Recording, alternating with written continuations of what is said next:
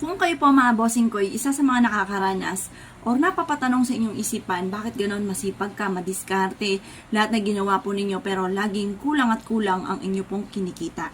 Asya mga bossing ko, ako po ay may share sa inyo na mainam na subukan yung gawin. Proven po ito at paborito ko rin po ito na ginagawa. Hanggang sa kayo ginagawa ko po ito mga bossing. Ngayon po mga bossing, ano po ba ito mga bossing? Mainam po mga bossing ko, kung halimbawa, magsimula tayo sa scratch, wala kang pera. Ngayon pa mga bossing, ganito po inyo pong gawin. Maghanap ng pwesto na mataas, cabinet mga bossing ko, cabinet, hindi alikansya, sa cabinet mismo. Yung tipo bang malaya ka na ma-open po ito, maluwag yung space. Pero syempre, tatago nyo. Hindi po yung lantad at baka maninok. Ngayon pa mga bossing, sa mataas ng cabinet po ninyo mga bossing ko ilalagay.